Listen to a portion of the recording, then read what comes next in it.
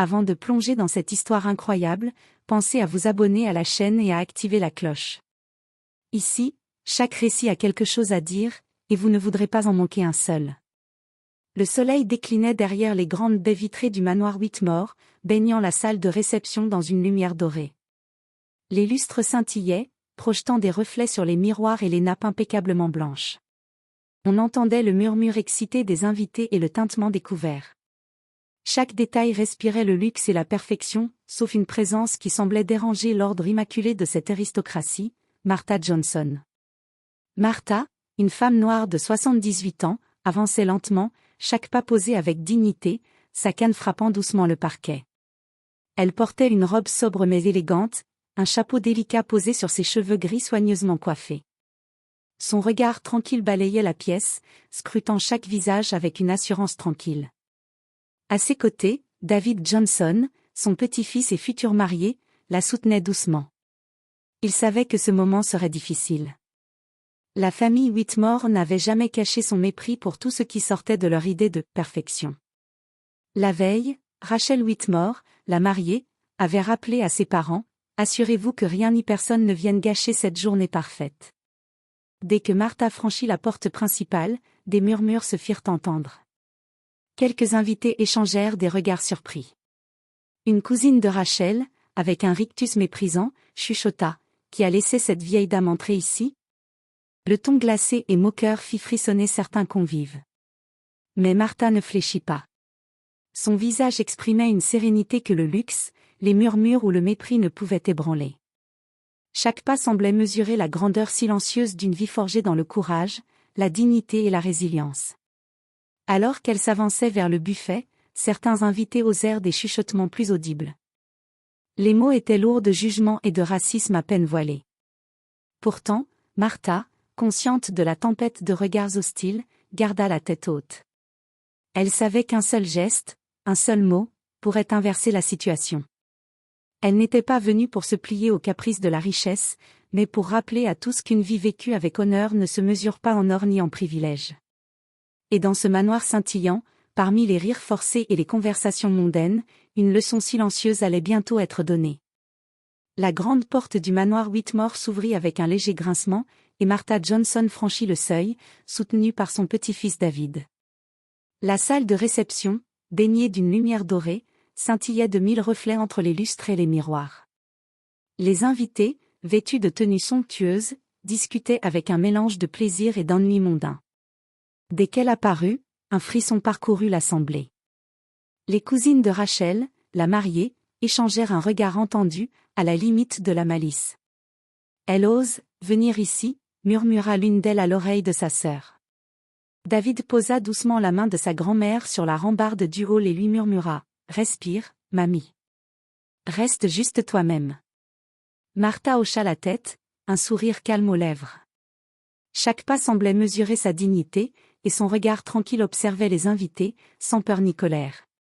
Elle n'était pas là pour se soumettre, mais pour être respectée. Quelques murmures plus forts se firent entendre lorsqu'elle approcha du buffet. Un jeune homme en costume, visiblement gêné, chuchota « Elle est vraiment invitée ?» Mais Martha continua, imperméable à la moquerie et au jugement. Même les serveurs, hésitant entre curiosité et malaise, respectaient instinctivement sa présence. Elle savait que chaque mot prononcé ou geste posé par elle serait scruté, mais sa force intérieure surpassait la peur ou le mépris. David, sentant la tension monter, prit une profonde inspiration. « Mamie, tu es prête ?» demanda-t-il. « Toujours, mon garçon », répondit Martha avec un sourire serein. Il est temps que certains ici apprennent ce que signifie vraiment la dignité. Et tandis qu'elle avançait au cœur de la salle, les regards moqueurs et les murmures commençaient à vaciller, sans qu'aucun convive ne s'en rende encore totalement compte.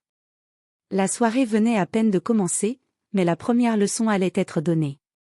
La musique légère résonnait dans la salle, mais une tension invisible semblait flotter autour de Martha Johnson. Tandis qu'elle avançait vers le buffet, Rachel Whitmore, la mariée, discutait avec ses cousines dans un coin, jetant des regards rapides vers la grand-mère du marié.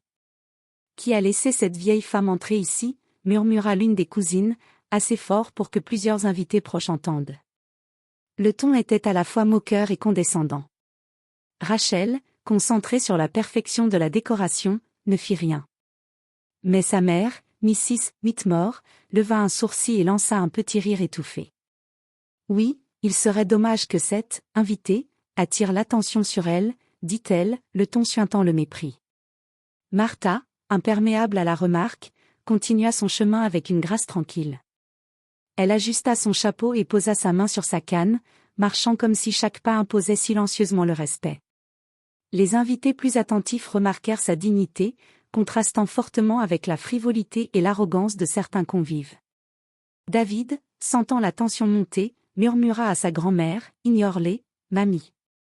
Tu es ici pour nous soutenir, pas pour leur plaire. » Martha hocha la tête et, avec un sourire à peine perceptible, répondit, « Ce sont eux qui devront apprendre à se tenir. » Alors qu'elle se servait calmement une boisson, un jeune homme à côté d'elle fit un commentaire à voix basse, destiné à faire rire ses amis, « Elle n'a vraiment rien à faire ici. » Un silence instantané suivit. Martha leva les yeux vers lui, et son regard, profond et assuré, semblait peser sur chaque conscience dans la pièce. Le jeune homme se tut, pris au piège de cette simple présence imposante. Pour la première fois, certains invités commencèrent à se demander, peut-être que cette femme n'était pas seulement une grand-mère fragile, mais quelqu'un qui imposait naturellement le respect. Et tandis que la soirée continuait, la tension autour de Martha ne faisait que croître, préparant le terrain pour l'affront le plus public à venir. Le moment du toast approchait. La salle s'était remplie de murmures excités et de rires fins. Rachel Whitmore s'avança, verre à la main, prête à livrer son discours sur la perfection et la famille idéale. Son regard glissa vers Martha, qui observait calmement la scène, sa canne posée à côté d'elle. Rachel fit un geste subtil à sa mère, « Assurez-vous que cette invitée ne prenne pas trop de place sur les photos. » Mrs. Whitmore, souriante mais visiblement irritée, s'approcha de Martha. « Ma chère ?» commença Mrs. Whitmore, sa voix trahissant un mélange de fausse cordialité et de condescendance. « Il serait peut-être mieux que vous restiez, un peu en retrait, vous savez, pour ne pas distraire tout le monde. » Les invités échangèrent des regards gênés, certains détournant les yeux pour masquer leur malaise. Mais Martha resta immobile, son visage impassible. Elle n'avait besoin ni de se défendre ni de protester, sa simple présence imposait déjà le respect. David sentit la colère monter. Il prit une profonde inspiration, puis déclara d'une voix claire et ferme, « Mamie a élevé cet homme que vous allez bientôt appeler mon mari.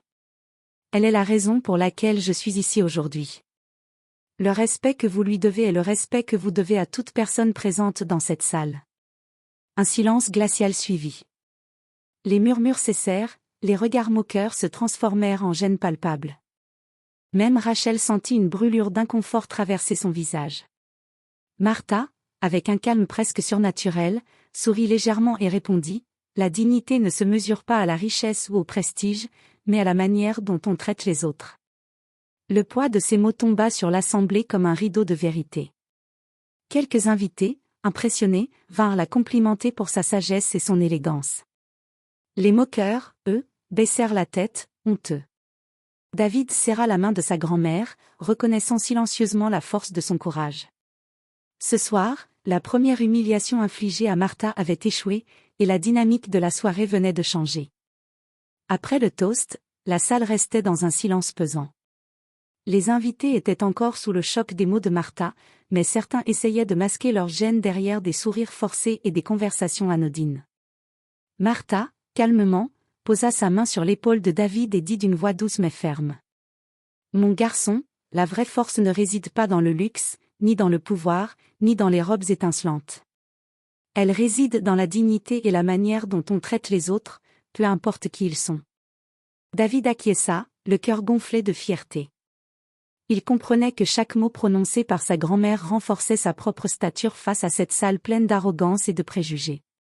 Certains invités osèrent enfin des mots, mais cette fois, ce furent des compliments. « Madame Johnson, votre élégance est remarquable, et votre sagesse, impressionnante. » Un silence de respect suivit, et même les cousins de Rachel baissèrent les yeux, gênés par leur comportement précédent. Rachel, la mariée, sentit son visage brûler. Elle n'avait jamais pensé qu'une simple femme âgée, qu'elle considérait avec mépris, pourrait retourner une salle entière avec sa seule présence et sa parole. Elle se sentit soudain petite et arrogante face à la grandeur tranquille de Martha. Martha sourit légèrement, sans amertume ni colère, et ajouta. « Ce n'est pas moi qui enseigne une leçon, c'est la manière dont nous choisissons de traiter les autres. » Les actes de mépris se retournent toujours contre ceux qui les posent. À cet instant, plusieurs invités se rapprochèrent de Martha, désireux d'apprendre de sa présence et de sa sagesse. Même les serveurs, témoins de la scène, se sentirent inspirés par sa force silencieuse. David, ému, murmura. « Mamie, vous êtes incroyable. » Elle posa sa main sur la sienne et répondit. « Et n'oublie jamais, David, la dignité est plus précieuse que n'importe quel luxe. Et ce que tu viens de voir, c'est le véritable pouvoir. » La soirée venait de basculer. Martha n'était plus la simple grand-mère silencieuse qu'on pouvait mépriser, elle était devenue le cœur moral et la leçon vivante de cette réception. La musique reprit doucement, mais l'atmosphère dans la salle était différente. Les regards moqueurs et les murmures méprisants s'étaient estompés, remplacés par une tension respectueuse. David Johnson sentit qu'il était temps d'affirmer pleinement sa position. Il se leva, serrant la main de sa grand-mère, et s'adressa à la salle d'une voix claire et ferme. « Mesdames et messieurs, je crois qu'il est temps de clarifier une chose. Cette femme à mes côtés, Martha Johnson, n'est pas seulement ma grand-mère, elle est la raison pour laquelle je suis devenu l'homme que vous voyez aujourd'hui. Tout ce que je suis, je le dois à elle. » Un silence stupéfait s'abattit sur la salle. Même Rachel, la mariée, sentit son cœur se serrer face à cette déclaration publique. David continua. « La manière dont vous l'avez traitée ce soir n'est pas acceptable. Le respect que vous devez à ma grand-mère est le respect que vous devez à toute personne ici. Car le véritable prestige ne vient pas de l'argent, des robes ou des bijoux, il vient de la dignité que l'on affiche et du respect que l'on porte aux autres. » Certains invités baissèrent la tête, embarrassés. Les cousines de Rachel, qui avaient chuchoté et ri quelques minutes plus tôt, se sentirent soudain petites et insignifiantes. Martha, posant une main sur l'épaule de David, ajouta calmement. « Je n'ai pas besoin de me défendre. Les actions parlent plus fort que les mots. Mais sachez ceci, la vraie grandeur se montre dans le respect des autres, et non dans l'arrogance ou le mépris. » À cet instant, plusieurs invités vinrent féliciter Martha pour son courage et sa sagesse. Même des membres de la famille Whitmore, autrefois arrogants, furent contraints d'admettre silencieusement leur erreur. Rachel, incapable de soutenir le regard de sa future belle-grand-mère, murmura à voix basse à sa mère. « Nous avons été horribles. » Mrs. Whitmore, honteuse, ne répondit pas. La force tranquille de Martha et la défense passionnée de David avaient complètement renversé la dynamique de la soirée. Ce n'était plus elle qui était humiliée, c'étaient ceux qui avaient osé la juger qui se retrouvaient face à leur propre indignité. Et tandis que la soirée continuait, Martha se tenait droite, sereine, transformant chaque regard hostile en une leçon silencieuse sur le respect et la dignité. Après l'intervention de David, l'atmosphère dans la salle avait complètement changé. Les rires feutrés et les conversations superficielles cédèrent place à un silence respectueux. Les invités, touchés par la dignité de Martha et la fermeté de David, commençaient à réaliser l'ampleur de leur erreur. Quelques invités, prenant leur courage à deux mains, s'approchèrent de Martha. « Madame Johnson, je tenais à vous dire que vous êtes un exemple pour nous tous, » murmura une femme élégante, les yeux brillants. Un jeune homme ajouta, « Votre présence et votre calme ont changé toute cette soirée, c'est impressionnant. » Les cousins et cousines de Rachel, autrefois moqueurs, restèrent silencieux, baissant les yeux. Leurs murmures et chuchotements méprisants d'avant semblaient maintenant ridicules et puérils. Rachel, elle-même, se sentit déstabilisée. Jamais elle n'aurait imaginé qu'une simple grand-mère puisse retourner une salle entière, imposer le respect par sa seule présence et la force de sa dignité. Son visage trahissait un mélange de honte et d'admiration. Mrs. Whitmore, voyant ses filles et nièces gênées, tenta de reprendre contenance, mais Martha, d'un simple sourire, montrait que tout le monde pouvait apprendre de la situation. Elle n'avait pas besoin de reproches, seulement de son calme et de sa prestance. David, remarquant la transformation dans la salle, murmura à sa grand-mère. « Mamie, regarde-les. Ils commencent enfin à comprendre. » Martha répondit doucement. La compréhension vient toujours après la vérité, mon garçon. Et la vérité ne peut être cachée par l'arrogance ou le mépris. À mesure que la soirée avançait, les compliments affluèrent. Même certains invités de la famille Whitmore vinrent timidement saluer Martha, impressionnés par sa grâce et sa force tranquille. Les murmures d'admiration remplaçaient peu à peu les jugements d'autrefois. La première humiliation infligée à Martha avait échoué. Mieux encore, elle s'était transformée en un enseignement vivant, palpable, qui touchait chacun dans la salle. Ce soir-là, Martha Johnson ne se contentait pas d'être respectée, elle inspirait et transformait ceux qui avaient osé la juger. La musique changea pour un air plus entraînant, et le bal commença. Les couples se levèrent pour danser, mais une tension nouvelle flottait dans l'air. Les regards autrefois moqueurs étaient maintenant emplis de respect, et certains invités se demandaient comment ils avaient pu juger Martha si hâtivement. David prit la main de sa grand-mère et l'invita au centre de la piste. « Mamie, voulez-vous danser ?» demanda-t-il avec un sourire. Martha sourit doucement, et accepta.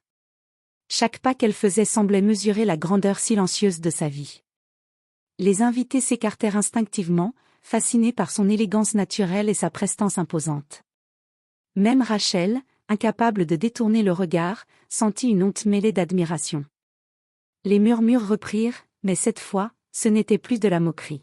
« Regardez-la, elle a une telle grâce. Incroyable, elle transforme tout autour d'elle. » Les cousins de Rachel, ceux qui avaient chuchoté et ri quelques heures plus tôt, restaient figés, incapables de cacher leur gêne. La salle entière semblait suspendue à la présence de Martha. Chaque geste, chaque sourire, chaque regard qu'elle posait sur les invités faisait basculer la soirée encore davantage en sa faveur. David murmura à sa grand-mère, « Mamie, vous êtes en train de retourner la soirée entière. » Martha répondit calmement. « Mon garçon, la dignité ne se réclame pas. Elle se vit.